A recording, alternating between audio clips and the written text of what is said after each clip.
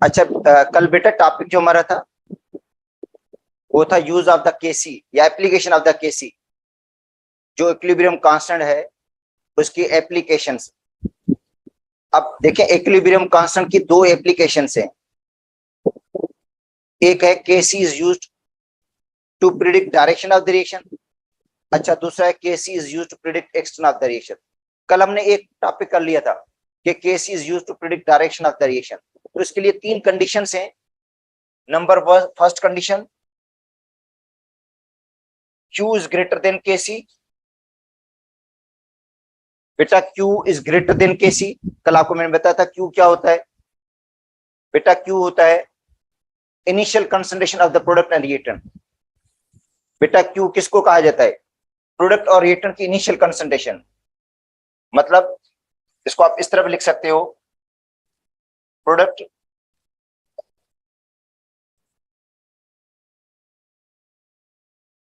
Initial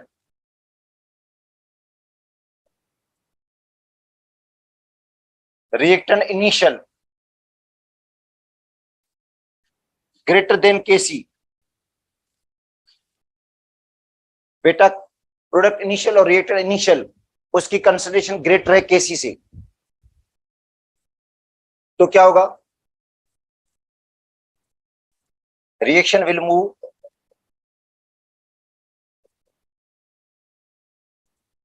in backward direction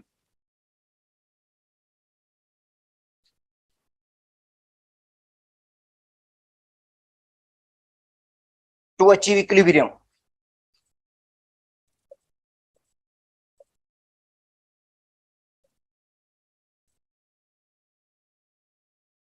equilibrium को achieve करने के लिए रिएक्शन किधर जाएगा? बेटा इक्विलिब्रियम को अचीव करने के लिए रिएक्शन जाएगा बैकवर्ड डायरेक्शन में। देखो, इक्विलिब्रियम को अचीव करने के लिए रिएक्शन जाएगा बैकवर्ड डायरेक्शन में, ताकि जो रेशियो है वो कम हो जाए और केसी के बराबर हो जाए। बेटा इस रेशियो को कम होकर केसी के बराबर होना है, इसलिए रिएक्शन बैकवर्ड जाएगा। Number two, Q is greater than Kc। बेटा ओ sorry, Q is less than Kc। Q is less than Kc। अच्छा, Q की वैल्यू Kc से कम है तो रिएक्शन क्या होगा? फॉरवर्ड जाएगा टू अचीव इक्विलिब्रियम। देखो बेटा, Q की वैल्यू अगर कम आ जाती है, Q का मतलब है प्रोडक्ट और रिएक्टेंट का रेशियो, या हम कहते हैं प्रोडक्ट इनिशियल और रिएक्टेंट भी क्या है? इनिशियल है, लेस देन Kc है। लेस देन Kc का मतलब प्रोडक्ट कम है। बेटा प्रोडक्ट और रिएक्टेंट का रेशियो Kc से कम है तो इसका मतलब है प्रोडक्ट की वैल्यू कम है। अब रिएक्शन फॉरवर्ड जाएगा to achieve equilibrium. Reaction will move, reaction will move in forward direction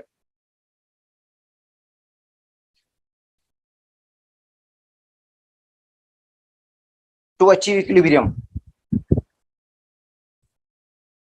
to achieve equilibrium, equilibrium को अचीव करने के लिए रिएक्शन फॉरवर्ड जाएगा। और third case, Q equal to Kc, मतलब इक्विलिब्रियम इज एस्टेब्लिश्ड। बेटा जब Q Kc के बराबर है तो समझ जाओ इक्विलिब्रियम इज एस्टेब्लिश्ड। इक्विलिब्रियम जो है एस्टेब्लिश्ड है। और फॉरवर्ड का रेट और बैकवर्ड का रेट बराबर है। जो फॉरवर्ड का रेट है और बैकवर्ड का रेट दोनों क्या है? इक्वल है। इसका मतलब है ना रिएक्शन फॉरवर्ड जाएगा ना बैकवर्ड, मतलब दोनों की स्पीड बराबर होगी। कोई एक रिएक्शन मतलब डायरेक्शन ज्यादा नहीं होगा। तो इसके अंदर एक प्रॉब्लम भी है, तो एक्चुअली वो प्रॉब्लम कर लेते हैं बेटा। इसके अंदर डायरेक्शन ऑफ रिएक्शन से रिलेटेड है। अच्छा, अब आते हैं, इक्वेशन ये है, एसिटिक एसिड और plus ethyl alcohol in the presence of acid catalyst. बेटा इसके लिए हम एसिड कैटलिस्ट यूज करते हैं, सल्फ्यूरिक एसिड कैटलिस्ट के तौर पर यूज होता है। इथाइल एसीटेट बन जाता है और वाटर। ठीक है, अब इनकी इनिशियल कंसंट्रेशन गिवन है।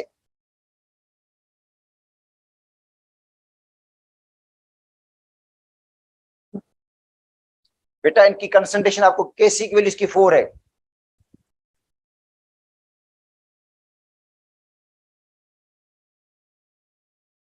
बेटा केसी की वैल्यू आपको इसकी 4 दी गई है। अच्छा अब क्या करेंगे हम, इनकी कंसंट्रेशन मिली हुई है, एसिटिक एसिड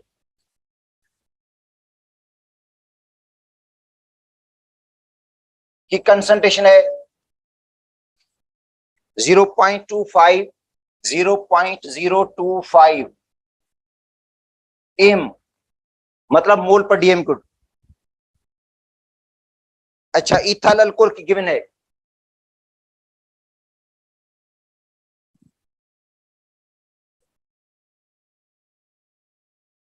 इथाइल अल्कोहल की कंसंट्रेशन गिवन है 0.032 मोल पर डीएम क्यूब। और ईस्टर की कंसंट्रेशन गिवन है, बेटा ईस्टर की कंसंट्रेशन 0.05 एम।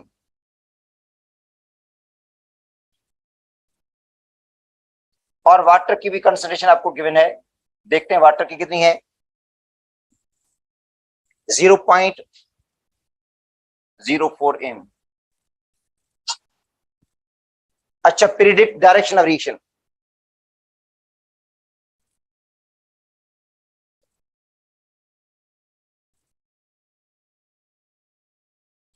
बेटा आपको प्रिडिक्ट करना है direction of the reaction. Direction of the reaction क्या होगा। अच्छा अब हम क्या करते हैं, क्यू निकालते हैं। बेटा रेशियो निकालते हैं, देखो क्यू की वैल्यू कैलकुलेट कर लेते हैं। अच्छा क्यू से मुराद है प्रोडक्ट और रिएक्टेंट का रेशियो। देखो प्रोडक्ट और रिएक्टेंट के रेशियो को हम कहते हैं क्यू।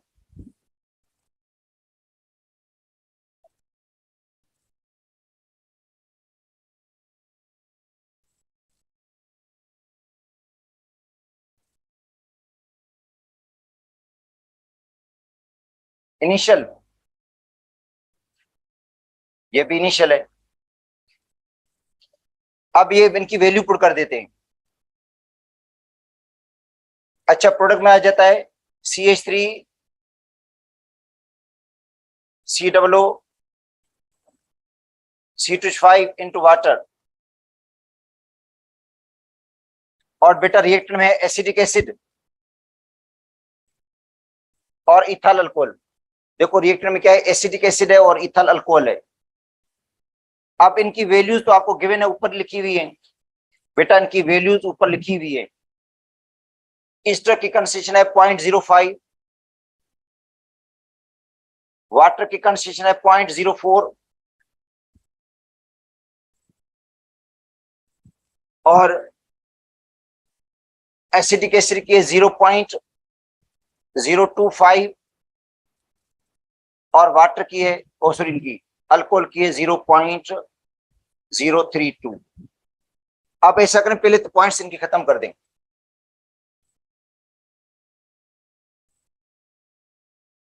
ठीक है बेटा, पॉइंट्स को खत्म कर दें आप लोग।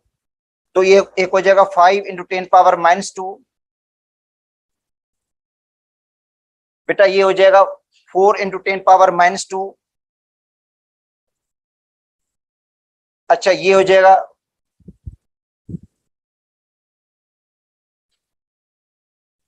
इसको 25 लिख देता हूं इंटू 10⁻⁻3 ताकि इजीली कट जाए आपस में। और ये हो जाता है 32 × 10⁻⁻3। अच्छा अब क्या होगा, 5 का इसको, बेटा 5 का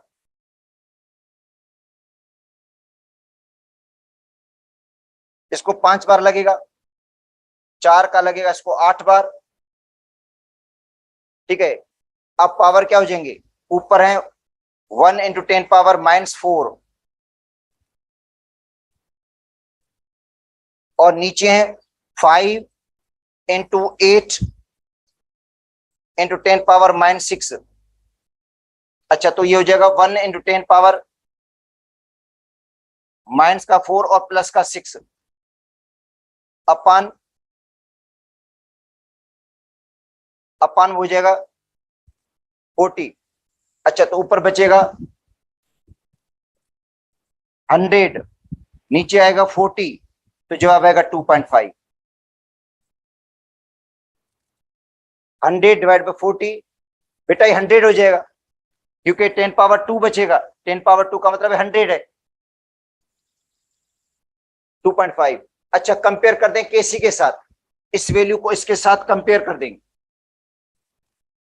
तो कौन सी कंडीशन है, Q is less than KC.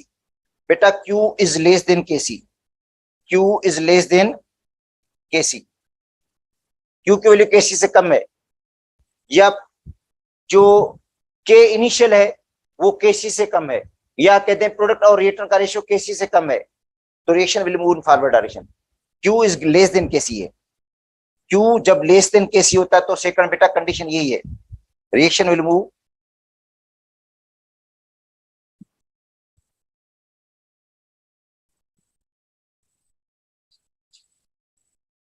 In forward direction,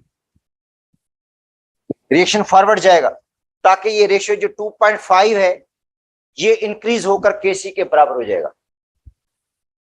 बेटा देखो, ये केसी की वैल्यू है 4 और ये 2.5, ठीक है, लेस है ना, तो reaction will move in forward direction to achieve equilibrium, equilibrium को अचीव करने के लिए। तो इक्विलिब्रियम को अचीव करने के लिए रिएक्शन फॉरवर्ड जाएगा, तो बेटा डायरेक्शन और रिएक्शन का पूछा जा सकता है, ठीक है, और ये अहम टॉपिक है। अब आते हैं KC is use to predict extent of the reaction. बेटा जो सेकंड केसी का यूज है,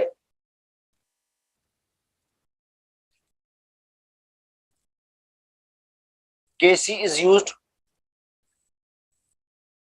टू प्रिडिक्ट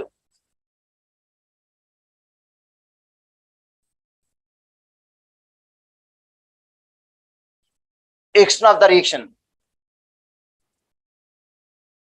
बेटा केसी की वैल्यू से हम ये प्रिडिक्ट कर सकते हैं रिएक्शन की एक्सटेंट क्या होगी, मतलब रिएक्शन कितना फॉरवर्ड जा सकता है या कितना फॉरवर्ड नहीं जाएगा।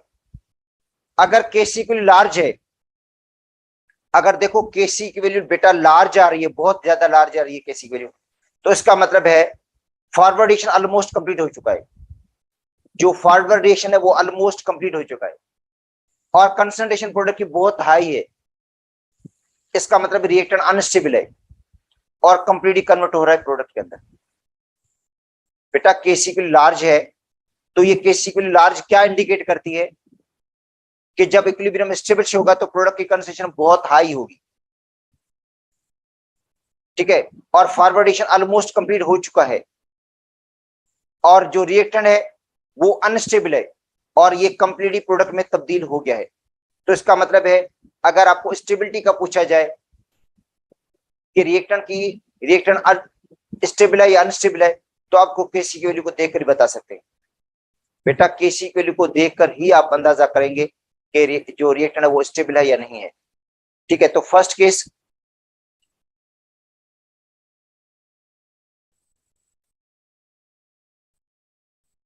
Case 1, when Kc is very large। बेटा केसी की वैल्यू क्या, बहुत बड़ी वैल्यू केसी की, ठीक है। फॉर एग्जाम्पल ओजोन, बेटा ओजोन ऑक्सीजन का एलिट्रॉप फॉर्म है,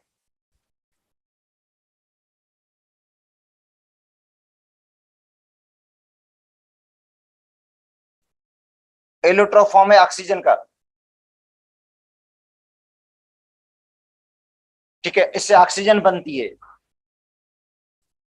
और केसी की वैल्यू 10^55 है बेटा, केसी की वैल्यू 10^55 है। तो large value of KC indicate that forward radiation is almost complete। एक बात कि फॉरवर्ड रेडिएशन ऑलमोस्ट कंप्लीट हो गया है।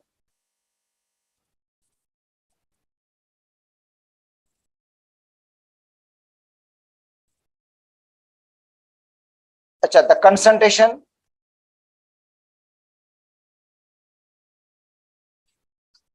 Of product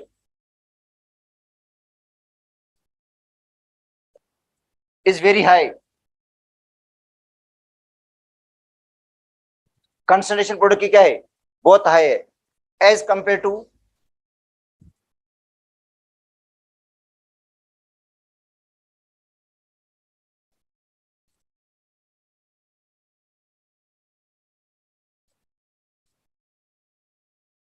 concentration reactant. बेटा रिएक्टेंट की कंसंट्रेशन के मुकाबले में प्रोडक्ट की कंसंट्रेशन बहुत लार्ज है। Reactant is unstable. रिएक्टेंट क्या है, अनस्टेबल है, कंप्लीटली कन्वर्टेड इनटू प्रोडक्ट।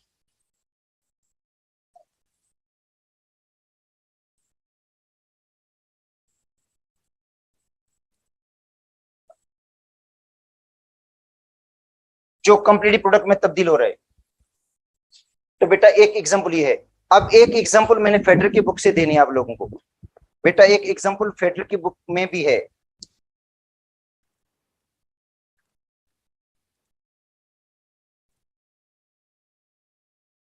एक और एग्जांपल है। अच्छा वो है H2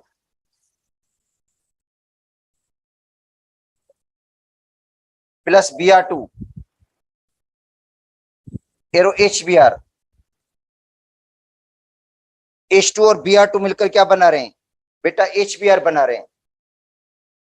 H2 है, Br2 है और मिलकर क्या बना रहे हैं, ये HBr बना रहे हैं।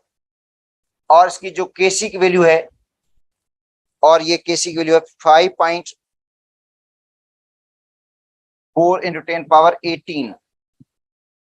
इसके मुकाबले में तो कम ही है, फिर भी ज्यादा वैल्यू है Kc की। ठीक है, और इसके अंदर बताया गया है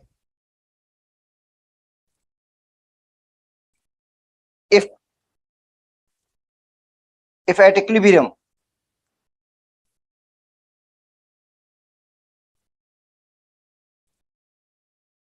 at equilibrium concentration of H2 and Br2 is 1 mole per dm cube। बेटा इक्विलिब्रियम पर अगर H2 और Br2 की कंसंट्रेशन 1 मोल पर dm cube है तो find out concentration HBr। Find out concentration of HBr at equilibrium. तो बताओ HBr की कंसंट्रेशन कितनी होगी इक्विलिब्रियम पे, तो निकाल सकते हैं बेटा कंसंट्रेशन। कल अभी हमने ये प्रॉब्लम किए थे। अच्छा आप देखो Kc बराबर है concentration of the product divide by reactant. HBr ऊपर आएगा क्योंकि प्रोडक्ट है, और H2 की कंसंट्रेशन और Br2 की कंसंट्रेशन नीचे आएगी।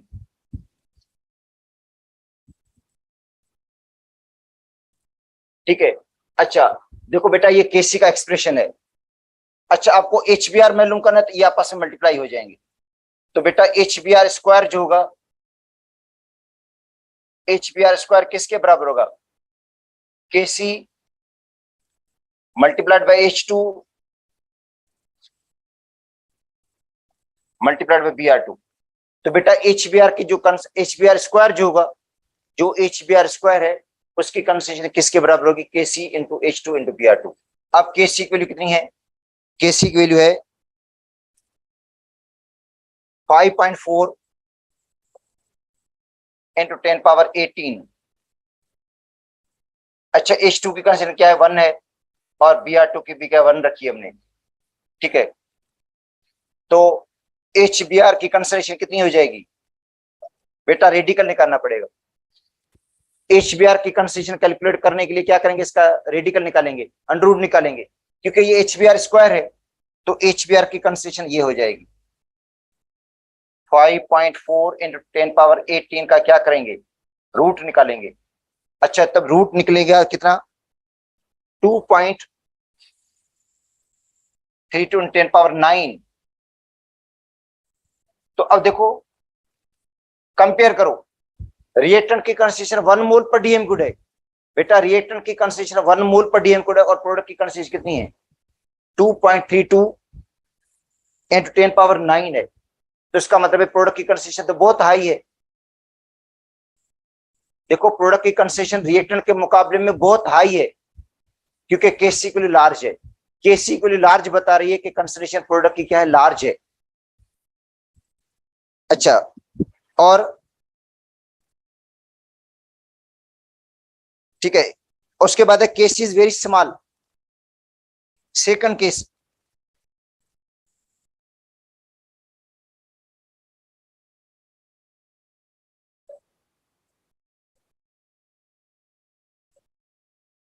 बेटा केसी वैल्यू क्या होगी, स्मॉल होगी या लो वैल्यू होगी, केसी वैल्यू बेटा लेस होगी, लो होगी। अब HF बेटा, HF है, देखो इसके अंदर बुक में दिया गया है HF हाइड्रोजन फ्लोराइड,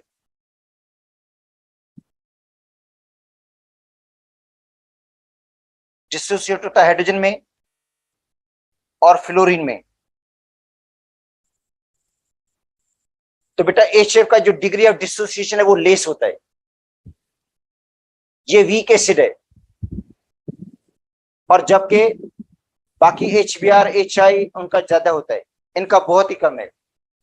तो जो HF है ये वीक एसिड है, और इसकी जो Kc की वैल्यू है 10 पावर -13 है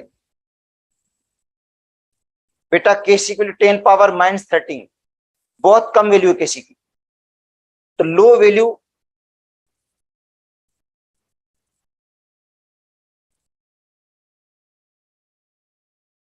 ऑफ Kc इंडिकेट, ठीक है, जो लो वैल्यू Kc की वो इंडिकेट करती है कि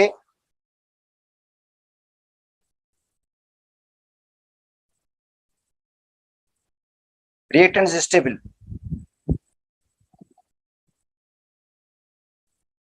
रिएक्टेंट स्टेबल है बेटा, जो लो वैल्यू Kc की बताती है कि रिएक्टेंट स्टेबल है, जो रिएक्टेंट है वो स्टेबल है। अच्छा फॉरवर्ड रिएक्शन इज निग्लिजिबल,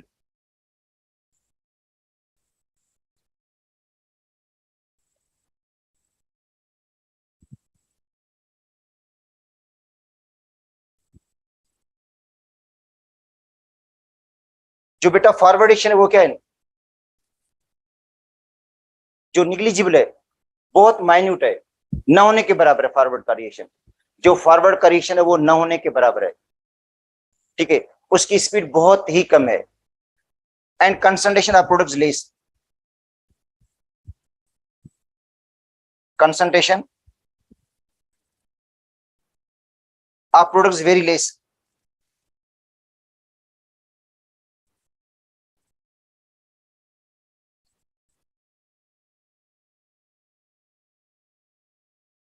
तो फॉरवर्ड की सॉरी प्रोडक्ट की कंसंट्रेशन क्या है, बहुत ही कम है, मतलब जब Kc वैल्यू कम है तो रिएक्टेंट स्टेबल है,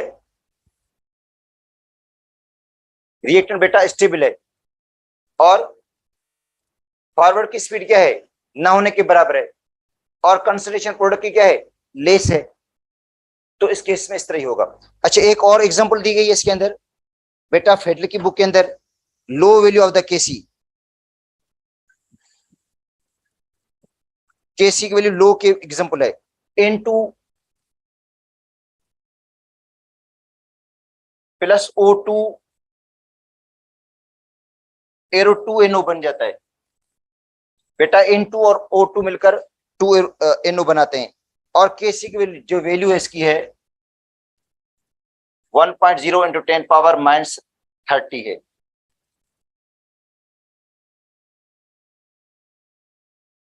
-25 डिग्री सेंटीग्रेड पर। अच्छा,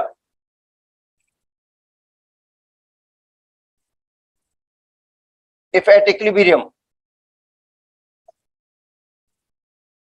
concentration of N2 and O2 is 1 mole per dm cube, अगर इक्विलिब्रियम पर N2 और O2 की कंसंट्रेशन क्या हो बेटा, इक्विलिब्रियम पर N2 और O2 की कंसंट्रेशन अगर 1 मोल पर dm cube हो, तो फाइंड आउट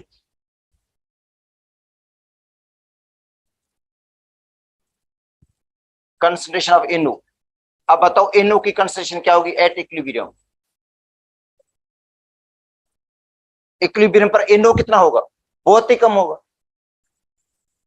जब रिएक्टेंट की कंसंट्रेशन 1 मोल पर डीएम क्यूब है, तो प्रोडक्ट की कंसंट्रेशन क्या होगी, इसी से बहुत ही कम होगी, क्योंकि केसी वैल्यू कम बता रही है, केसी वैल्यू लेस है। ठीक है, अब लिखते हैं हम केसी का एक्सप्रेशन इसका। तो बेटा NO की कंसंट्रेशन का क्या होगा, स्क्वायर होगा N2 की कंसंट्रेशन और O2 की कंसंट्रेशन। ठीक है, अच्छा NO की कंसंट्रेशन आपको मालूम करनी है, तो NO स्क्वायर किसके बराबर हो जाएगा, इन दोनों को मल्टीप्लाई करेंगे, केसी को मल्टीप्लाई करेंगे किसके साथ, N2 और O2 के साथ। तो बेटा NO स्क्वायर की जो कंसंट्रेशन होगी वो किसके बराबर होगी, केसी multiplied by N2 and O2। तो केसी की वैल्यू है 1 इंटू 10 पावर माइनस 30, N2 की 1 है, O2 की भी क्या है 1 है, तो इसका मतलब है NO स्क्वायर जो होगा किसके बराबर होगा, 1 इंटू 10 पावर माइनस 30 के बराबर होगा। तो NO की कंसंट्रेशन क्या होगी, इसका रूट निकालेंगे, 1 इंटू 10 पावर माइनस 30 का बेटा रूट निकलेगा, तो होगा 1 इंटू 10 पावर माइनस 15, जो लो वैल्यू है इसकी प्रोडक्ट की कंसंट्रेशन की। रिएक्टेंट की कंसंट्रेशन 1 मोल पर डीएम, तो प्रोडक्ट क्या है 1 इंटू 10 पावर माइनस 15, बहुत ही कम है। तो इसका मतलब फॉरवर्ड की स्पीड ना होने के बराबर है, जो फॉरवर्ड की स्पीड है वो बेटा ना होने के बराबर है। ठीक है, तो जिनमें केसी की लो और हाई होती है, ठीक है, उनमें मतलब वो रिएक्शन समझे इरिवर्सिबल ट्रांसफर किए जाते हैं। ठीक है, क्योंकि केसी वैल्यू को बता रही है, केसी वैल्यू से हमें पता चल रहा है। देखो जो पहले वाला रिएक्शन था ओजोन से ऑक्सीजन, तो समझ जाए कि वो इरिवर्सिबल रिएक्शन है, रिएक्टेंट पूरे का पूरा प्रोडक्ट में तब्दील हो जाएगा उनमें। देखो उसमें रिएक्टेंट पूरे का पूरा प्रोडक्ट में तब्दील हो जाता है। जब आप देखो पढ़ कर आते हैं, जब रिएक्टेंट कंप्लीटली प्रोडक्ट में तब्दील हो जाए, तो इसका मतलब उसको हम क्या तस्वीर करते हैं, इरिवर्सिबल तस्वीर करते हैं। ठीक है, और इरिवर्सिबल रिएक्शन इक्विलिब्रियम नहीं एस्टेब्लिश होती है। तो इसके अंदर भी देखो कैसी वैल्यू बहुत ही कम आ रही है। तो स्टेबिलिटी का पूछा जा सकता है बेटा, स्टेबिलिटी का पूछा जा सकता है इसके अंदर। ठीक है, और जब केसी वैल्यू लार्ज है, देखो लार्ज वैल्यू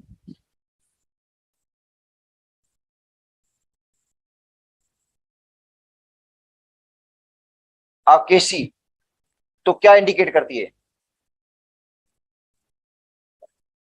इंडिकेट करती है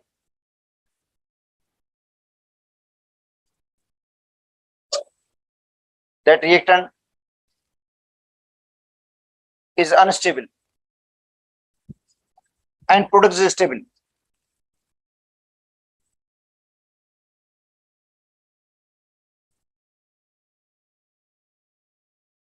रिएक्टेंट अनस्टेबल है, प्रोडक्ट स्टेबल है। इसका मतलब ओजोन अनस्टेबल है, ऑक्सीजन स्टेबल है। ऑक्सीजन से वापस ओजोन नहीं बनेगा।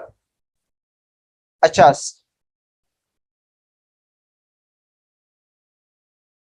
Small value of KC indicate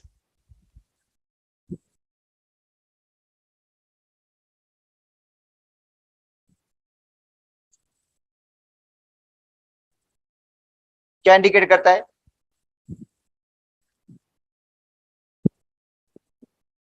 reactant is stable.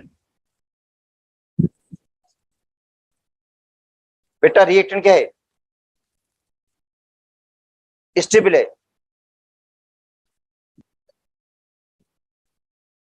And products are unstable.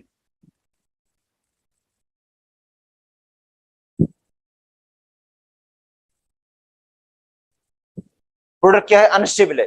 Reactant stable है मगर प्रोडक्ट क्या है? अनस्टेबल है। और थर्ड केस,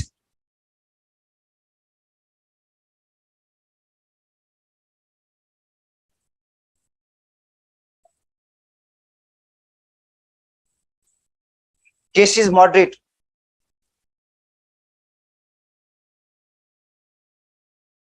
नाइदर हाई नार लो।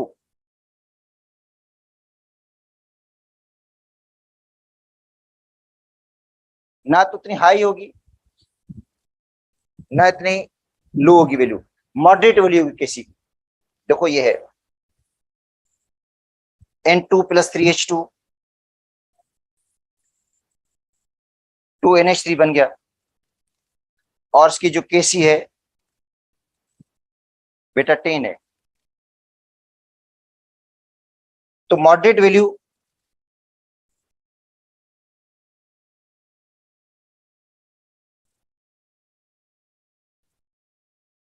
बेटा 10 है, 1 है, 4 है, 0.01 है, 0.02 है, मतलब ये मॉडरेट वैल्यू में आ जाती हैं। ये वैल्यूज मॉडरेट में आ जाती हैं। 1000 है, ये भी मॉडरेट में आ जाता है मतलब। तो moderate value of KC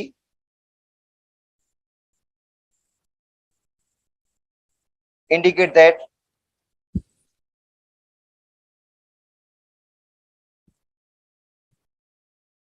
equilibrium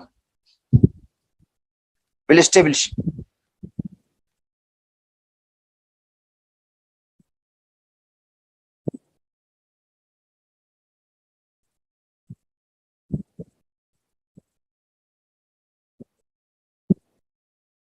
After certain time.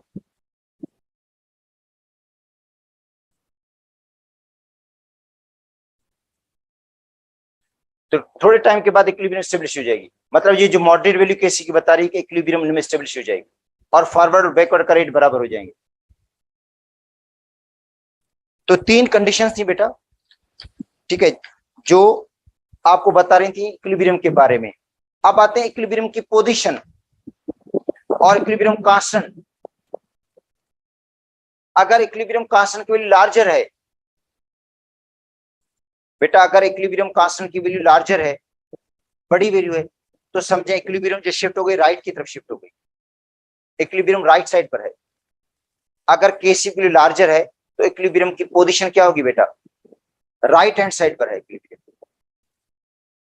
अगर केसी की वैल्यू कम है तो इक्विलिब्रियम क्या होगा? राइट साइड पर नहीं होगा, लेफ्ट साइड पर होगा। तो बेटा केसी की वैल्यू से हमें पता चल जाएगा कि इक्विलिब्रियम की कौन सी साइड है।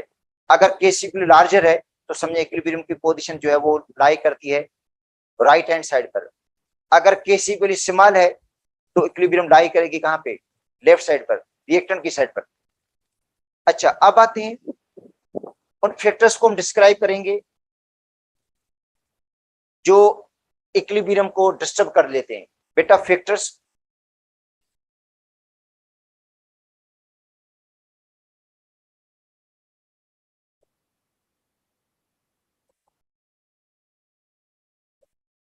which affect balance of chemical equilibrium।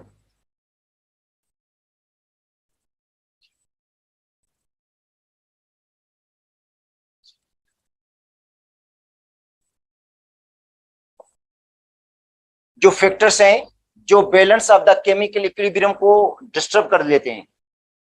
देखो हमने शुरू में पढ़ा था कि अगर हम रिएक्टेंट लेते हैं स्टार्टिंग में, बेटा शुरुआत में होते ही रिएक्टेंट है और रिएक्टेंट की कंसंट्रेशन बहुत हाई होती है, रिएक्टेंट के मॉलिक्यूल्स आपस में कोलाइड होते हैं, ठीक है, और उनकी कोलियन से क्या होता है, प्रोडक्ट बनता है। मगर एक चीज और भी नोट कर दें, वो कोलियन इफेक्टिव होनी चाहिए। अगर वो कोलियन इफेक्टिव होंगी तो प्रोडक्ट बनेगा, अगर वो कोलियन इफेक्टिव नहीं होगी तो लाजिम बात है प्रोडक्ट नहीं बनेगा, ठीक है। तो इसका मतलब वो मॉलिक्यूल्स कोलाइड होते हैं और प्रोडक्ट बनता है और रिएक्शन फॉरवर्ड में जाता है और इनिशियली फॉरवर्ड की स्पीड जो होती है वो ज्यादा होती है, फॉरवर्ड रिएक्शन डोमिनेट होता है शुरुआत में। तो इनिशियली देखो बेटा डोमिनेशन किसकी होती है, फॉरवर्ड रिएक्शन की होती है, प्रोडक्ट बनता है। और जब सफिशिएंट प्रोडक्ट बन जाता है, देखो जब प्रोडक्ट क्या बन जाता है बेटा, सफिशिएंट बन जाता है, बहुत ज्यादा काफी प्रोडक्ट बन जाता है, तो उसके बाद रिएक्शन बैकवर्ड जाना शुरू कर देता है। और फाइनली फॉरवर्ड की स्पीड और बैकवर्ड की स्पीड बराबर हो जाते हैं, फॉरवर्ड का रेट और बैकवर्ड का रेट इक्वल हो जाते हैं, रेट ऑफ अपीयरेंस और रेट ऑफ डिसअपीयरेंस दोनों बराबर हो जाते हैं, तो समझ जाए इक्विलिब्रियम स्टेबलिश हो गई, ठीक है। और उसके बाद रिएक्शन स्टॉप नहीं होता, रिएक्शन रुकता नहीं है, रिएक्शन सीज नहीं होता है, क्योंकि जो रिवर्सिबल रिएक्शन कभी भी स्टॉप नहीं होते हैं, डायनामिक है, मोशन में होगा। जितने रिएक्टेंट के पार्टिकल्स प्रोडक्ट में जाएंगे उतने प्रोडक्ट के वापस रिएक्टेंट में आ जाएंगे, मतलब पार्टिकल्स की कांस्टेंट इंटरचेंज होगी, कांस्टेंट इंटरचेंज होगी पार्टिकल्स की रिएक्टेंट और प्रोडक्ट की तरफ, मतलब। और रिएक्टेंट की कंसंट्रेशन भी कांस्टेंट हो जाती है, प्रोडक्ट की कंसंट्रेशन भी कांस्टेंट हो जाती है इक्विलिब्रियम पे, ठीक है। और उस पे जब इनका रेशियो निकालेंगे उस रेशियो को हम कहते हैं केसी, बेटा उस रेशियो को क्या हम कहते हैं, केसी। और केसी की वैल्यू को सिर्फ टेम्परेचर इफेक्ट करता है, आगे मैं पढ़ा दूंगा आपको कि केसी की वैल्यू सिर्फ टेम्परेचर से ही इफेक्टेड होती है, केसी की वैल्यू कंसंट्रेशन पे डिपेंड नहीं करती, केसी की वैल्यू टेम्परेचर प्रेशर पे डिपेंड नहीं करती, केसी की वैल्यू जो है वो वॉल्यूम पे डिपेंड नहीं करती है, केसी की वैल्यू सिर्फ और सिर्फ टेम्परेचर पे डिपेंड करती है, टेम्परेचर डिपेंडेंट है केसी की वैल्यू, ठीक है। इक्विलिब्रियम स्टेबलिश हो गया। अब उसके बाद कौन से फैक्टर्स हैं जो उसको डिस्टर्ब कर लेते हैं, उसकी पोजीशन को चेंज कर देते हैं, बेटा फैक्टर्स जो इक्विलिब्रियम की पोजीशन को चेंज कर देते हैं, उनमें एक है कंसंट्रेशन, कंसंट्रेशन इक्विलिब्रियम को चेंज कर देगा। अगर इक्विलिब्रियम स्टेबलिश है, ठीक है, और इक्विलिब्रियम पर हम रिएक्टेंट की कंसंट्रेशन को ऐड कर देते हैं, इजाफी रिएक्टेंट ऐड कर देते हैं, बेटा इक्विलिब्रियम स्टेबलिश है और एडिशनल क्वांटिटी हम रिएक्टेंट की ऐड कर देते हैं, तो रिएक्टेंट की जो एडिशनल क्वांटिटी आप ऐड करेंगे, ठीक है, वो इक्विलिब्रियम को डिस्टर्ब कर देगी, क्योंकि इक्विलिब्रियम पर रिएक्टेंट की कंसंट्रेशन कांस्टेंट थी, प्रोडक्ट की भी कांस्टेंट थी। अब रिएक्टेंट इजाफी हो गया, अब उसके अंदर जो रिएक्टेंट है वो ज्यादा हो गया है, तो उसकी कंसंट्रेशन जो कांस्टेंट थी वो अब कांस्टेंट नहीं रही। अब रिएक्टेंट की कंसंट्रेशन को क्या को होना पड़ेगा, कम होना पड़ेगा, बेटा रिएक्टेंट की कंसंट्रेशन को डिक्रीज होना पड़ेगा। जब तक वो डिक्रीज नहीं होगी तब तक इक्विलिब्रियम एस्टेब्लिश नहीं होगी। तो रिएक्टेंट की कंसंट्रेशन कैसे कम हो, रिएक्शन फॉरवर्ड जाए, रिएक्शन किधर मूव करेगा, फॉरवर्ड जाएगा, तो रिएक्टेंट का थोड़ा अमाउंट कम हो जाएगा और प्रोडक्ट का थोड़ा अमाउंट बढ़ जाएगा, और थोड़ी देर के बाद दोबारा इनमें बैलेंस आ जाएगा और दोबारा फॉरवर्ड और बैकवर्ड का रेट बराबर हो जाएंगे, ठीक है। रिएक्टेंट की कंसंट्रेशन भी कांस्टेंट हो जाएगी, प्रोडक्ट की भी कंसंट्रेशन कांस्टेंट होगी। जब दोबारा केसी निकालेंगे तो केसी वैल्यू वही होगी, केसी पर कोई फर्क नहीं पड़ेगा, क्योंकि केसी तो रेशियो है प्रोडक्ट और रिएक्टेंट की कंसंट्रेशन का, वो रेशियो सेम ही आएगा। मगर जो आपने रिएक्टेंट की कंसंट्रेशन को बढ़ाया तो क्या हो गया, प्रोडक्ट की कंसंट्रेशन में इजाफा हो गया, क्योंकि कंसंट्रेशन तो आपने रिएक्टेंट की बढ़ाई थी, मगर रिएक्टेंट जो प्रोडक्ट में तब्दील हो गया, और जिसकी वजह से उनकी कंसंट्रेशन चेंज हो गई है, रिएक्टेंट की भी चेंज होगी, प्रोडक्ट की भी चेंज होगी, मगर उनका रेशियो वही होगा। बेटा प्रोडक्ट और रिएक्टेंट की कंसंट्रेशन का रेशियो में कोई फर्क नहीं आएगा, इसलिए केसी की वैल्यू पर कोई फर्क नहीं पड़ेगा, ठीक है, केसी वैल्यू कांस्टेंट होगी। जब हम इक्विलिब्रियम पर प्रोडक्ट को बढ़ाते हैं, जब हम इक्विलिब्रियम पर प्रोडक्ट को बढ़ा लेते हैं, तो लाजिम है पहले प्रोडक्ट की कंसंट्रेशन कांस्टेंट थी, अब इजाफा मतलब इसमें इजाफा हो गया है, प्रोडक्ट की कंसंट्रेशन ज्यादा हो गई है, प्रोडक्ट एक्सेस हो गया है, आपने एक्स्ट्रा प्रोडक्ट ऐड कर दिया है, अब प्रोडक्ट की कंसंट्रेशन को कम होना पड़ेगा।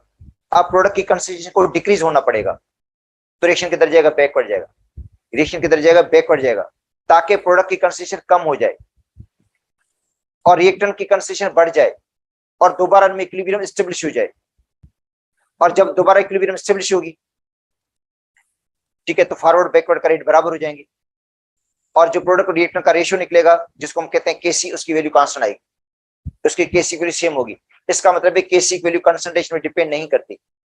अगर इक्विलिब्रियम पर रिएक्टेंट को डबल कर दें, बेटा इक्विलिब्रियम पर रिएक्टेंट के अमाउंट को डबल कर दें, केसी पर कोई फर्क नहीं पड़ेगा। जब इक्विलिब्रियम स्टेब्लिश होगी तो प्रोडक्ट और रिएक्टेंट का रेशियो क्या आएगा, सेम आएगा।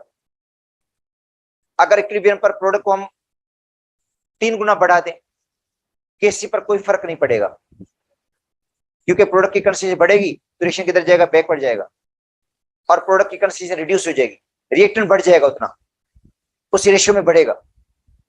और जब दोबारा इक्विलिब्रियम स्टेब्लिश होगी, तो उनकी कंसंट्रेशन का रेशियो वही होगा। इसका मतलब है केसी की वैल्यू कांस्टेंट ही आएगी, तो केसी पर कंसंट्रेशन का असर नहीं पड़ता। ठीक है, तो ये था इफेक्ट ऑफ कंसंट्रेशन।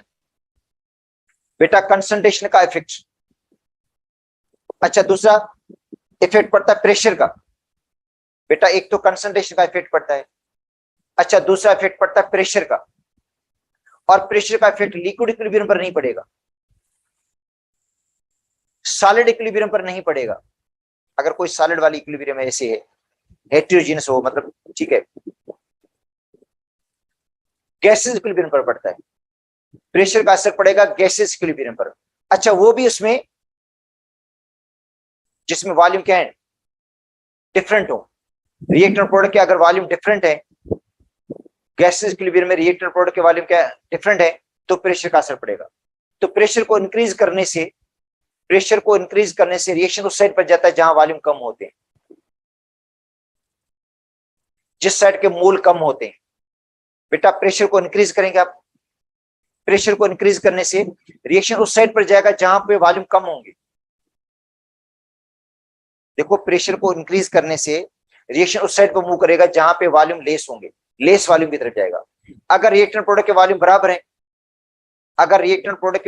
बराबर है, तो प्रेशर का कोई इफेक्ट नहीं पड़ेगा। अगर रिएक्टेंट प्रोडक्ट के वॉल्यूम बेटा बराबर है तो प्रेशर का कोई असर नहीं पड़ता। प्रेशर इंक्रीज कर दें या डिक्रीज कर दें, इक्विलिब्रियम डिस्टर्ब नहीं होगी। इक्विलिब्रियम डिस्टर्ब होगी जब रिएक्टेंट प्रोडक्ट के वॉल्यूम क्या हो, अनइक्वल हो। रिएक्टेंट प्रोडक्ट के वॉल्यूम अगर अनइक्वल है, बराबर नहीं है, तो बेटा प्रेशर का असर पड़ेगा, वॉल्यूम का भी असर पड़ेगा उस पर, वॉल्यूम का भी असर पड़ता है। ठीक है, मगर उन इक्विलिब्रियम पर जिनमें वॉल्यूम क्या है, अनइक्वल है। अगर वॉल्यूम बराबर है रिएक्टेंट प्रोडक्ट के, रिएक्टेंट के भी 2 वॉल्यूम है, प्रोडक्ट के भी 2 वॉल्यूम है, या रिएक्टेंट के भी 2 मोल है, प्रोडक्ट के भी 2 मोल है, तो प्रेशर का असर नहीं पड़ेगा, ना वॉल्यूम का असर पड़ेगा उसको। अच्छा, उसके बाद है टेम्परेचर का असर। टेम्परेचर का इफेक्ट अलग अलग होता है बेटा, टेम्परेचर का जो इफेक्ट पड़ता है वो अलग अलग पड़ता है। एंडोथर्मिक के लिए एक होगा, देखो एंडोथर्मिक के लिए इफेक्ट एक होगा और एक्सोथर्मिक के लिए इफेक्ट दूसरा होगा। और एंडोथर्मिक और एक्सोथर्मिक का कैसे पता चलेगा आप लोगों को, डेल्टा एच की वैल्यू से। अगर डेल्टा एच की वैल्यू पॉजिटिव है बेटा, डेल्टा एच की वैल्यू अगर पॉजिटिव है तो रिएक्शन एंडोथर्मिक है। अगर डेल्टा एच की वैल्यू पॉजिटिव है तो रिएक्शन क्या है, एंडोथर्मिक है। और एंडोथर्मिक का मतलब वो हीट को एब्जॉर्ब करता है। एंडोथर्मिक रिएक्शन जो होता है हीट को एब्जॉर्ब करेंगे, और जितनी ज्यादा हीट एब्जॉर्ब करेंगे उतना ज्यादा प्रोडक्ट बनाते हैं। जितनी ज्यादा हीट एब्जॉर्ब करते हैं उतना ही ज्यादा प्रोडक्ट बनाते हैं वो। ठीक है, तो इसका मतलब है एंडोथर्मिक में जितनी भी आप हीट सप्लाई करेंगे उतना ज्यादा प्रोडक्ट बनेगा और केसी को इंक्रीज हो। देखो, एंडोथर्मिक हीट को एब्जॉर्ब करते हैं, जितनी हीट सप्लाई करेंगे उतना रिएक्शन ज्यादा फॉरवर्ड जाएगा, उतना प्रोडक्ट बनेगा ज्यादा, और इक्विलिब्रियम स्टेबिलिटी होगी हाई प्रोडक्ट कंसंट्रेशन पे। High product concentration equilibrium stability को केसी के लिए बढ़ जाएगी। इसका मतलब है एंडोथर्मिक की जो केसी है वो टेम्परेचर के डायरेक्टली प्रोपोर्शनल है। एंडोथर्मिक की केसी टेम्परेचर के डायरेक्टली प्रोपोर्शनल है। एंडोथर्मिक का जो प्रोडक्ट है वो टेम्परेचर के डायरेक्टली प्रोपोर्शनल है। टेम्परेचर बढ़ाएंगे प्रोडक्ट की कंसंट्रेशन बढ़ेगी इक्विलिब्रियम पे और केसी वैल्यू बढ़ जाएगी। एक्सोथर्मिक का उल्टा इफेक्ट होता है। एक्सोथर्मिक खुद हीट खारिज करता है बेटा, एक्सोथर्मिक खुद हीट खारिज करता है। जब उसको आप हीट सप्लाई करेंगे, जब उसको आप हीट देंगे तो उसका ऊपर उल्टा इफेक्ट पड़ेगा, इनवर्स इफेक्ट पड़ेगा टेम्परेचर का। जो टेम्परेचर का इफेक्ट पड़ेगा वो बेटा इनवर्स पड़ेगा। टेम्परेचर बढ़ाएंगे तो रिएक्शन बैकवर्ड जाएगा। एक्सोथर्मिक में टेम्परेचर बढ़ाएंगे तो रिएक्शन बैकवर्ड जाएगा, फॉरवर्ड नहीं जाएगा, बैकवर्ड जाएगा। और बैकवर्ड जाएगा तो प्रोडक्ट की कंसंट्रेशन कम हो जाएगी और केसी की वैल्यू भी कम हो जाएगी। तो इसका मतलब है एक्सोथर्मिक की जो केसी है वो टेम्परेचर के इनवर्सली प्रोपोर्शनल है। एक्सोथर्मिक की केसी टेम्परेचर के इनवर्सली प्रोपोर्शनल है।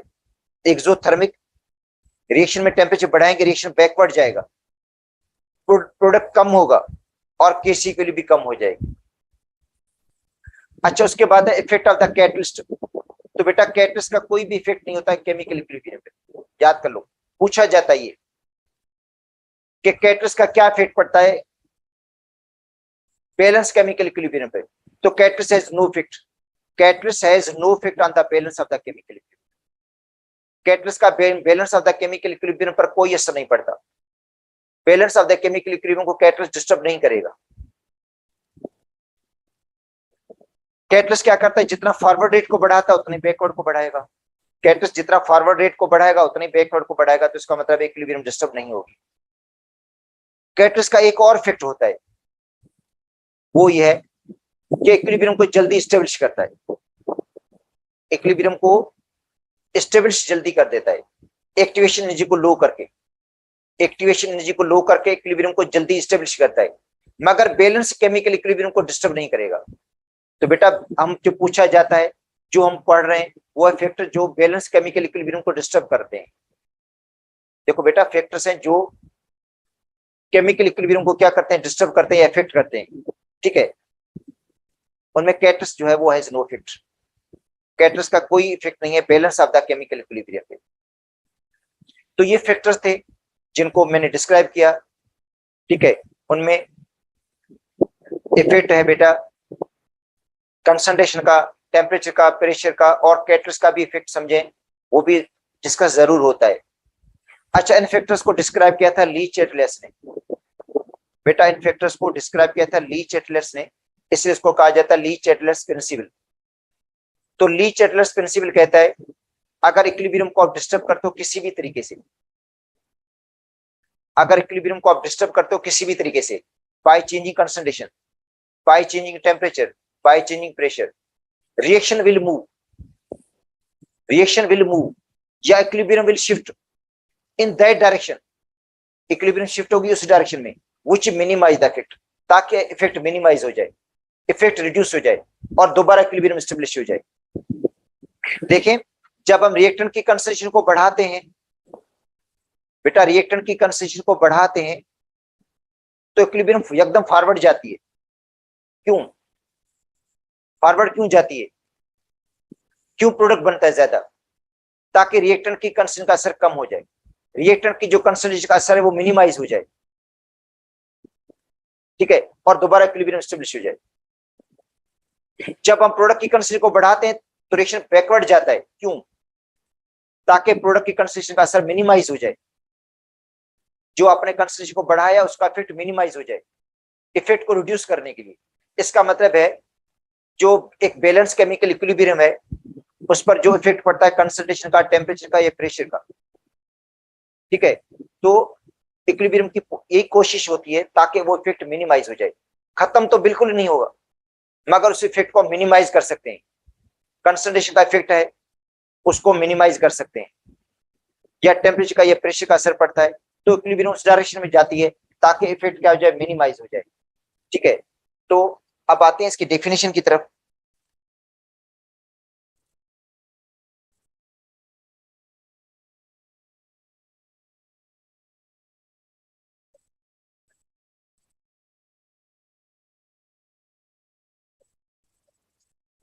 बेटा ली चैटलेट्स प्रिंसिपल ये कहता है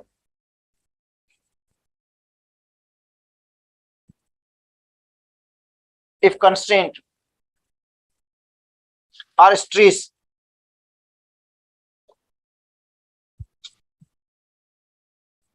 ठीक है। कंस्ट्रेंट का मतलब है change in concentration, change in temperature या चेंज इन प्रेशर। बेटा लफ्ज जो कंस्ट्रेंट है उसका मतलब है चेंज इन कंसंट्रेशन, टेम्परेचर या प्रेशर। या स्ट्रेस का मतलब है दबाव पड़ता है, मतलब इक्विलिब्रियम पर दबाव पड़ता है कंसंट्रेशन का, टेम्परेचर का या प्रेशर का। तो ये जो लफ्ज है कंस्ट्रेंट या स्ट्रेस, स्ट्रेस दबाव को शो करता है। ये दबाव कंसंट्रेशन का भी हो सकता है, टेम्परेचर का भी हो सकता है, प्रेशर का भी हो सकता है। तो when constraint stress is applied,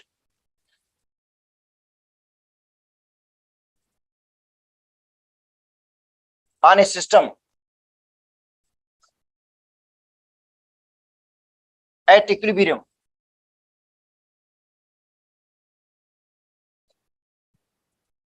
बेटा एक सिस्टम है जो इक्विलिब्रियम पे है, एक सिस्टम देखो इक्विलिब्रियम पे है, जब उसके ऊपर दबाव पड़ता है, जब उसके ऊपर स्ट्रेस पड़ती है, जब कंसंट्रेशन चेंज होती है, टेम्परेचर चेंज होता है, प्रेशर चेंज होता है, ठीक है, the reaction will move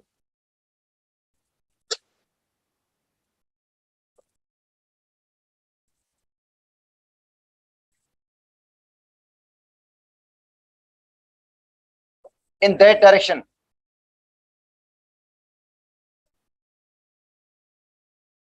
reaction move करेगा उस डायरेक्शन में विच मिनिमाइज द इफेक्ट।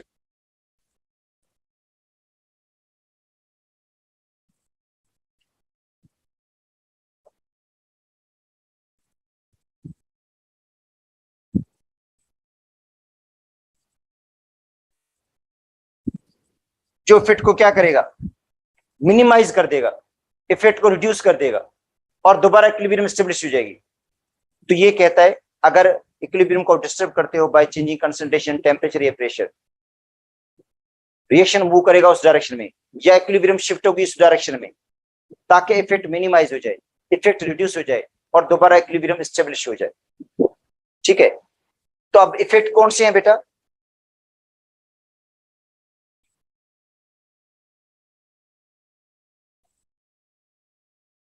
एक है effect of concentration,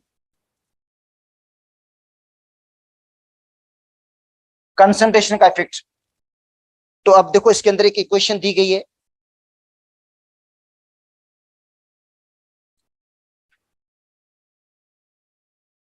BiCl3,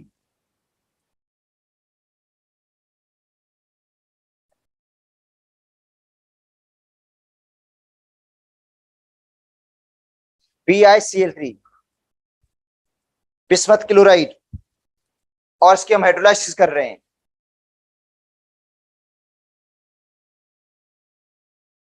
bismuth chloride की बेटा हाइड्रोलाइसिस कर रहे हैं, तो बन रहा है bismuth oxy chloride, bismuth oxy chloride बन रहा है और HCl बन रहा है,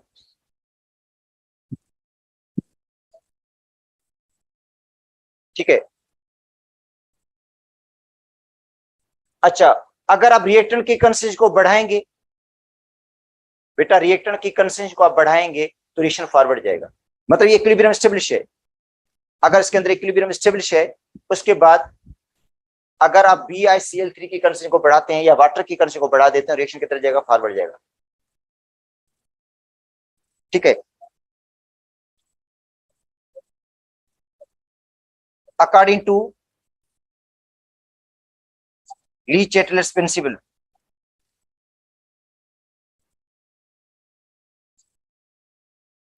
बेटा ली चैटलर्स प्रिंसिपल के मुताबिक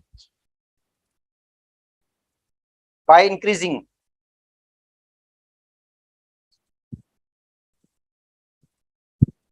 concentration of BiCl3 or water,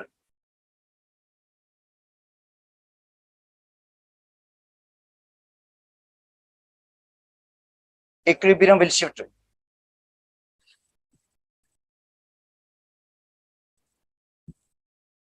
in forward direction।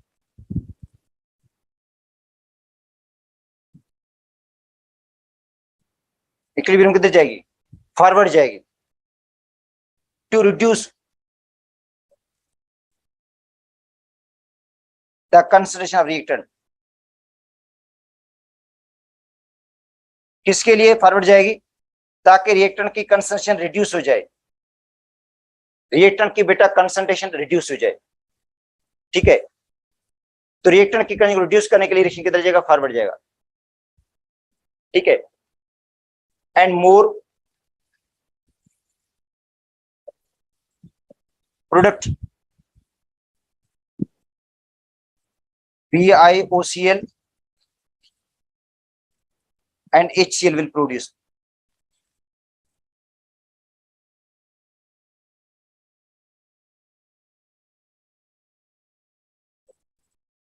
ठीक है, बट Kc रिमेन कांस्टेंट।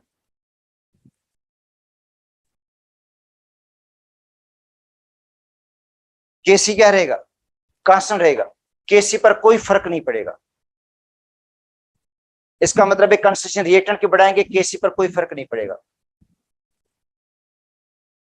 ठीक है, बाय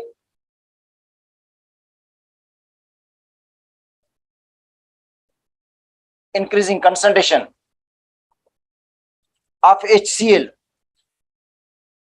अगर हम HCl की कंसंट्रेशन को बढ़ाएंगे, बेटा HCl को हम बढ़ाएंगे, अगर HCl की कंसंट्रेशन को इंक्रीज करेंगे तो HCl रिएक्ट करेगा BiOCl के साथ, इक्विलिब्रियम किधर जाएगी, बैकवर्ड जाएगी, और क्या बन जाएगा, BiCl3 बन जाएगा। सॉल्यूशन क्लाउडी हो जाएगा, क्योंकि BiCl3 का जो सॉल्यूशन है वो क्लाउडी होता है। ठीक है, तो इसका मतलब है अगर हम HCl को बढ़ाएंगे, इक्विलिब्रियम पर एक्स्ट्रा HCl ऐड कर देंगे, तो वो इक्विलिब्रियम को किधर लेकर जाएगा, बैकवर्ड, ताकि HCl की कंसंट्रेशन रिड्यूस हो जाए, ताकि HCl की कंसंट्रेशन क्या हो जाए बेटा, रिड्यूस हो जाए, और नई इक्विलिब्रियम एस्टेब्लिश हो। और जब नई इक्विलिब्रियम एस्टेब्लिश होगी तो Kc की वैल्यू क्या रहेगी, कांस्टेंट रहेगी। तो by increasing concentration HCl, equilibrium will shift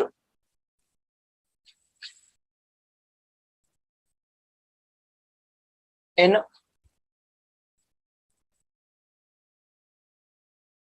backward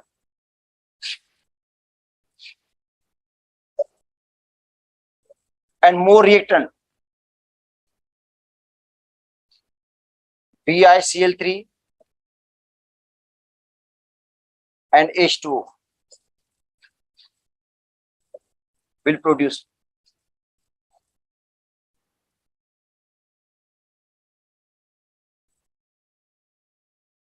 But Kc remain constant।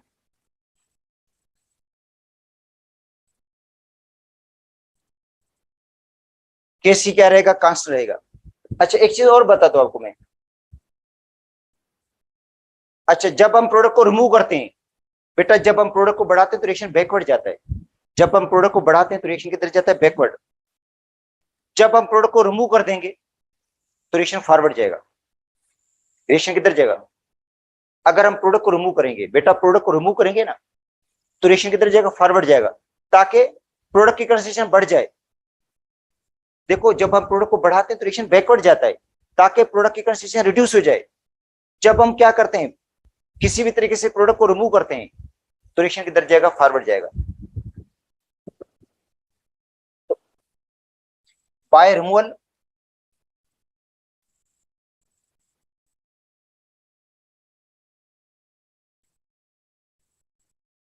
Of concentration of product,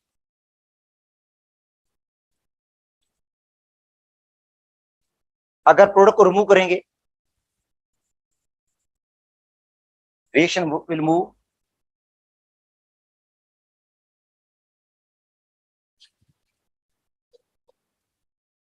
in forward, reaction किधर जाएगा, फॉरवर्ड जाएगा।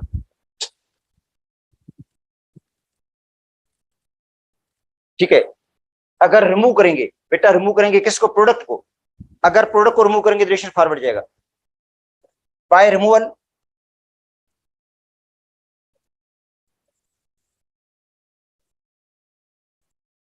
कंसंट्रेशन रिएक्टेंट, अगर रिएक्टेंट को रिमूव करेंगे, रिएक्टेंट को ऐड नहीं कर रहे, रिएक्टेंट को रिमूव कर रहे हैं, रिएक्शन विल मूव इन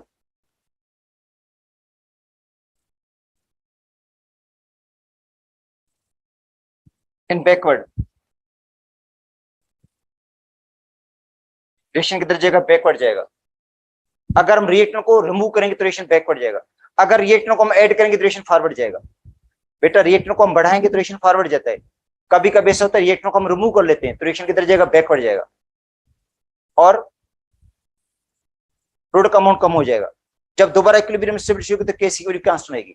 इन सब केसेस में केसी की वैल्यू कांस्टेंट रहती है। तो बेटा ये इफेक्ट है किसका, कंसंट्रेशन का। तो जाहिर बात है आपको पूछा जाएगा, किसी क्वेश्चन के हिसाब से पूछा जाएगा, कोई क्वेश्चन देकर पूछा जाएगा कि कौन सी चीज को हम इजाफा कर रहे हैं। अगर देखो अगर रिएक्टेंट का इजाफा हो रहा है तो समझो रिएक्शन फॉरवर्ड जाएगा। अगर प्रोडक्ट का इजाफा हो रहा है तो समझो रिएक्शन बैकवर्ड जाएगा। अगर प्रोडक्ट को रिमूव कर रहे हैं, अगर हम प्रोडक्ट को रिमूव कर रहे हैं तो समझो रिएक्शन फॉरवर्ड जाएगा। अगर हम रिएक्टेंट को रिमूव कर रहे हैं, रिएक्टेंट को रिमूव करें तो रिएक्शन किधर जाएगा, बैकवर्ड जाएगा, ताकि वापस रिएक्टेंट बन जाए, जो चीज रिमूव हो रही है वो वापस बन जाए।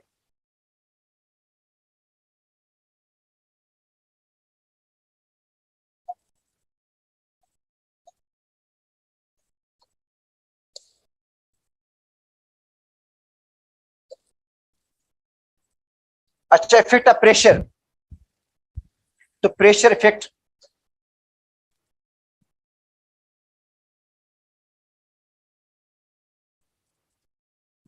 Only gases equilibrium.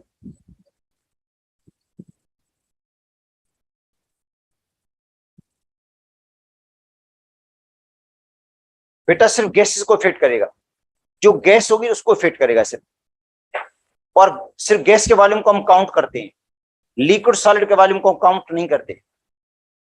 सिर्फ बेटा गैस के वॉल्यूम को काउंट किया जाता है, लिक्विड सॉलिड को प्रेशर इफेक्ट नहीं करेगा, क्योंकि लिक्विड सॉलिड ऑलमोस्ट इनकम्प्रेसिबल है।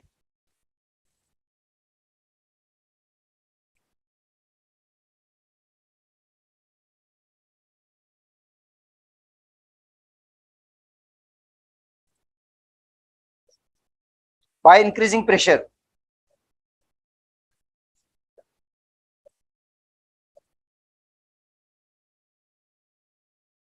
By increasing pressure equilibrium will shift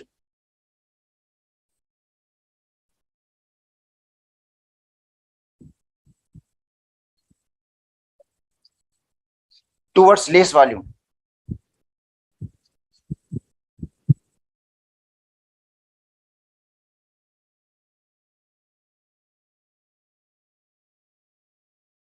बेटा इंक्रीजिंग प्रेशर, अगर हम प्रेशर को इंक्रीज करेंगे तो इक्विलिब्रियम किधर शिफ्ट होगी, लेसर वॉल्यूम की तरफ होगी, मतलब जहां पे वॉल्यूम लेस होंगे उस साइड पे जाएगी।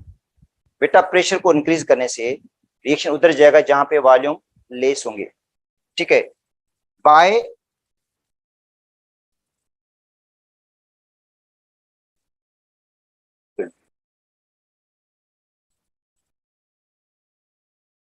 Bye decreasing pressure,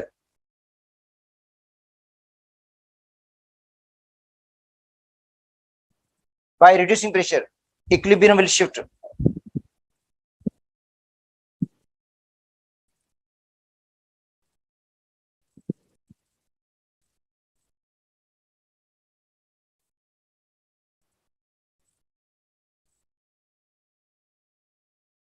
towards larger volume. तो इक्विलिब्रियम किधर जाएगी, लार्जर वॉल्यूम की तरफ जाएगी, जहां पे वॉल्यूम ज्यादा होंगे। तो याद करो बेटा प्रेशर को जब हम बढ़ाते हैं तो वॉल्यूम रिड्यूस हो जाता है।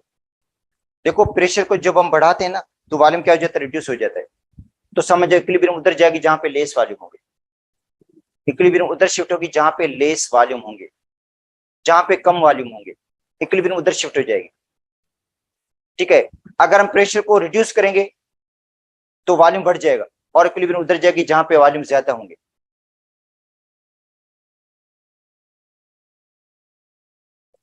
वॉल्यूम अब reactant and product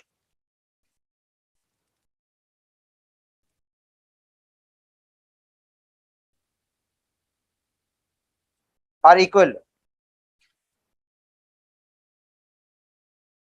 pressure has no effect.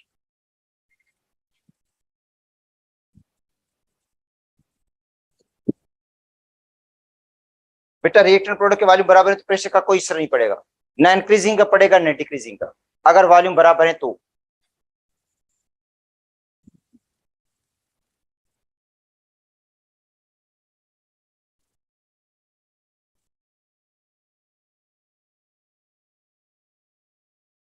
Hyper process,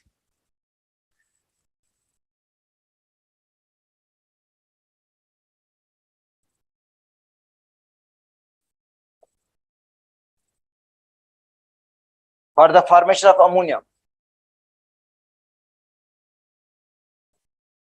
ammonia की फॉर्मेशन के लिए।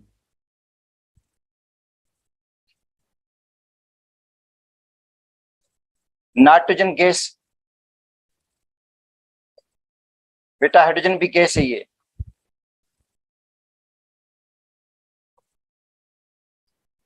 अमोनिया भी गैस है ये।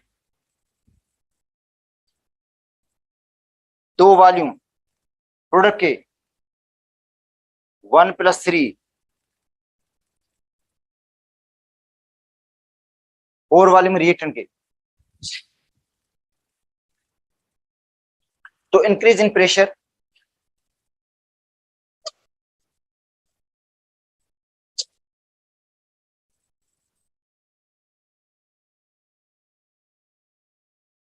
Increase in pressure shifts equilibrium,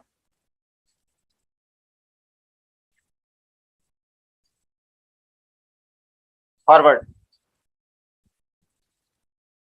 forward जाएगी, लेस वॉल्यूम की तरफ जाएगी।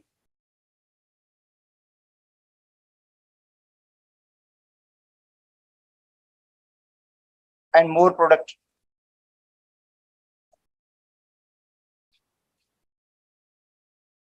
NH3,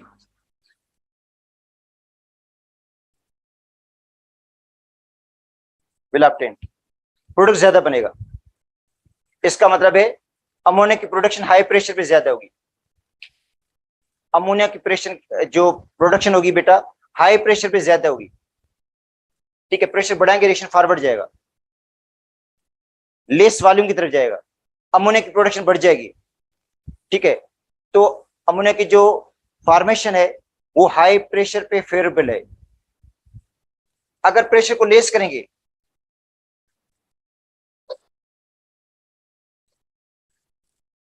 decrease in pressure,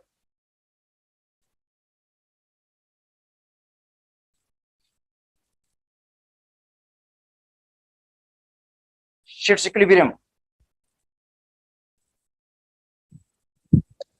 backward. अगर प्रेशर को कम करेंगे तो इक्विलिब्रियम किधर जाएगी, बैकवर्ड जाएगी, टुवर्ड्स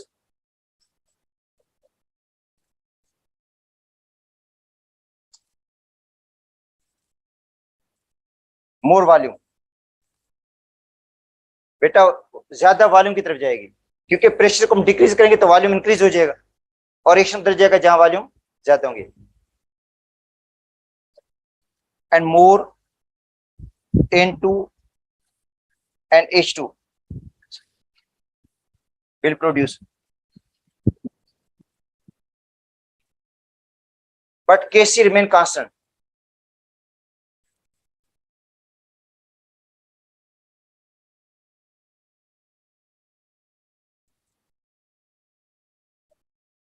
क्या रहेगा, Kc कांस्टेंट रहेगा, Kc की वैल्यू पर कोई फर्क नहीं पड़ेगा। आगे मैं बता देता हूं Kc की वैल्यू पर क्यों फर्क नहीं पड़ता। बेटा Kc की वैल्यू कांस्टेंट रहती है इसके अंदर। ठीक है, आगे जो वॉल्यूम का इफेक्ट पढ़ाऊंगा तो उसके अंदर आएगा ये कि Kc की वैल्यू क्या रहेगी, कांस्टेंट रहेगी इसके अंदर, Kc पर कोई फर्क नहीं पड़ता। तो ये था बेटा प्रेशर का इफेक्ट, कि प्रेशर बढ़ाने या कम करने का कोई असर, मतलब सॉरी, प्रेशर बढ़ाएंगे या कम करेंगे। ठीक है, तो प्रेशर बढ़ाएंगे तो रिएक्शन उधर जाएगा जहां वॉल्यूम कम होंगे, और प्रेशर को डिक्रीज करेंगे तो रिएक्शन उस साइड पर जाएगा जहां वॉल्यूम ज्यादा होंगे। अच्छा, एक इक्वेशन और भी है,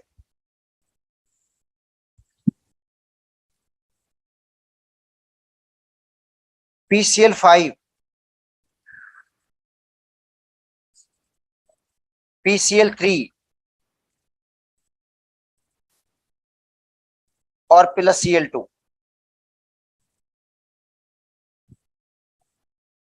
दो वॉल्यूम, इसका एक वॉल्यूम, क्या होगा बेटा इसमें? अगर हम प्रेशर बढ़ाएं कम कर दें तो क्या असर पड़ेगा?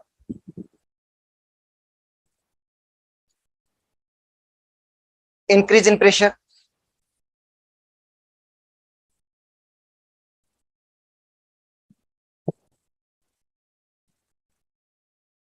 Increase in pressure, pressure increase करेंगे रिएक्शन किधर जाएगा? बैकवर्ड जाएगा। फिर increase in pressure favour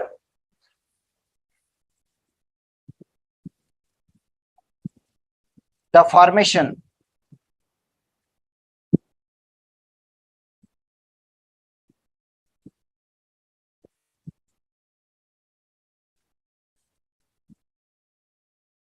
of PCl5। अगर प्रेशर बढ़ाएंगे तो PCl5 की फॉर्मेशन होगी।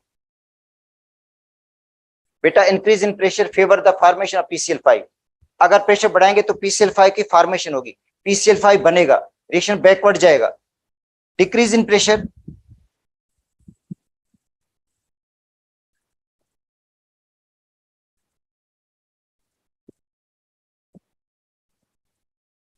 प्रेशर को डिक्रीज करेंगे तो रिएक्शन किधर जाएगा? फॉरवर्ड जाएगा।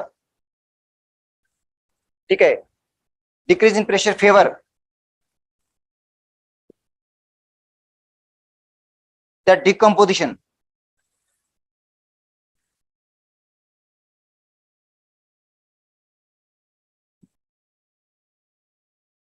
Of PCl5। अगर प्रेशर को डिक्रीज करेंगे तो क्या होगा? तो PCl5 की डिकम्पोजिशन हो जाएगी। बेटा डिक्रीज करेंगे प्रेशर ना, तो वॉल्यूम इंक्रीज हो जाएगा। अगर प्रेशर को डिक्रीज करेंगे तो वॉल्यूम क्या होगा बेटा? इंक्रीज होगा। रिएक्शन किधर जाएगा? फॉरवर्ड जाएगा। फॉरवर्ड जाएगा तो PCl5 डिकम्पोज हो जाएगा। इसका मतलब रिएक्शन फॉरवर्ड जाता है तो PCl5 की डिकम्पोजिशन होती है, और बैकवर्ड डायरेक्शन जाता है तो PCl5 की फॉर्मेशन होती है।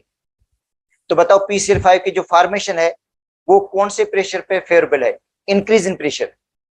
प्रेशर इंक्रीज करेंगे तो वॉल्यूम डिक्रीज होगा, रिएक्शन बैकवर्ड जाएगा और PCl5 की फॉर्मेशन होगी। Decrease in pressure favour the decomposition of PCl5। वो क्या करेगा? PCl5 को डिकम्पोज कर देगा।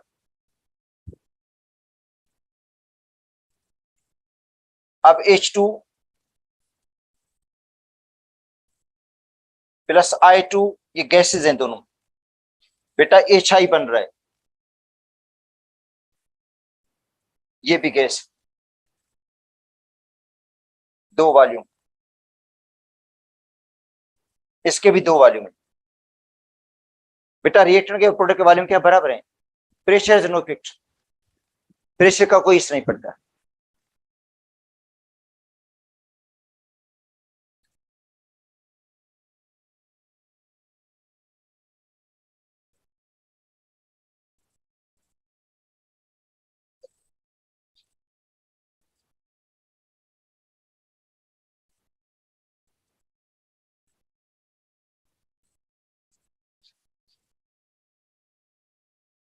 Pressure has no effect on the balance of chemical equilibrium। Balance of the chemical equilibrium पर प्रेशर का कोई असर नहीं पड़ेगा।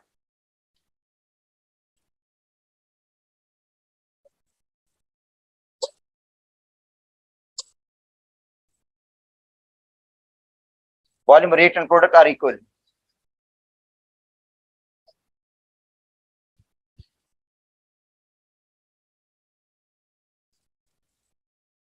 क्योंकि रेट एंड प्रोडक्ट के वॉल्यूम बराबर है। बेटा रेट एंड प्रोडक्ट के वॉल्यूम इक्वल है, इसलिए प्रेशर का कोई असर नहीं पड़ता इस पर।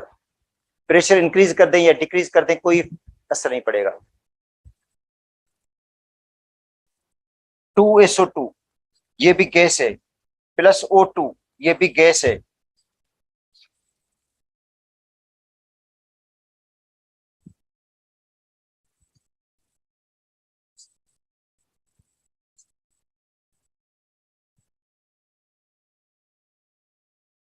अच्छा, तो formation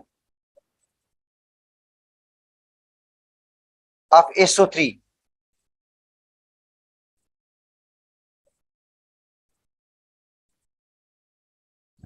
is favored by high pressure।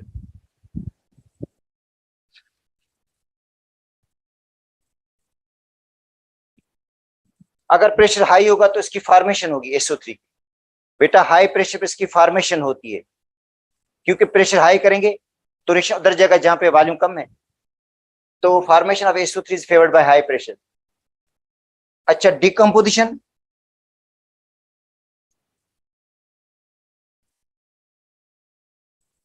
Of SO3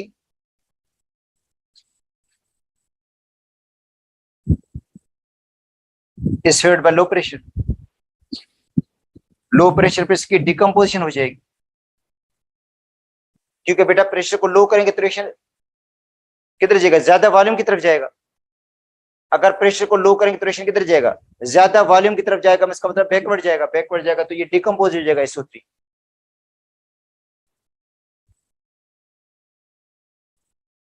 अच्छा, कैल्शियम कार्बोनेट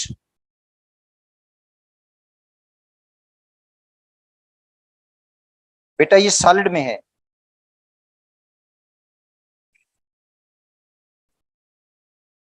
इसको क्या करते हैं, डिकम्पोज कर देते हैं। कैल्शियम ऑक्साइड भी सॉलिड बन गया, कार्बन डाइऑक्साइड गैस है।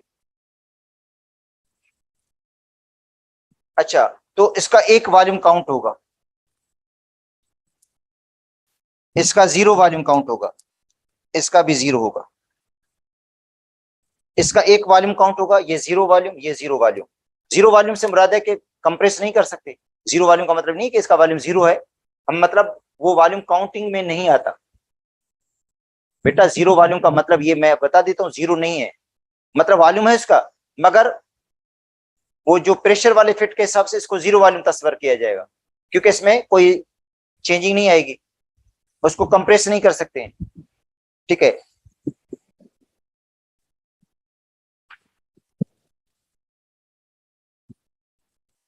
Increase in pressure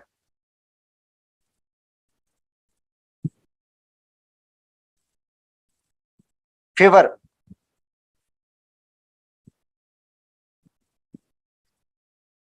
formation of CaCO3। अगर प्रेशर को इंक्रीज करेंगे तो रिएक्शन किधर जाएगा, बैकवर्ड जाएगा। बेटा प्रेशर को इंक्रीज करेंगे तो रिएक्शन किधर जाएगा, बैकवर्ड जाएगा, कैल्शियम कार्बोनेट की फॉर्मेशन हो जाएगी। बेटा देखो, increase in pressure favour the formation of CaCO3। अगर प्रेशर को बढ़ाएंगे तो रिएक्शन किधर जाएगा, बैकवर्ड जाएगा, और कैल्शियम कार्बोनेट की फॉर्मेशन हो जाएगी, कैल्शियम कार्बोनेट बनेगा। बाकी रहता है टेम्परेचर का इफेक्ट, बेटा कल डिस्कस कर लेंगे। और उसके बाद application of the Le Chatelier's principle, वो भी इंशाल्लाह कल डिस्कस करेंगे।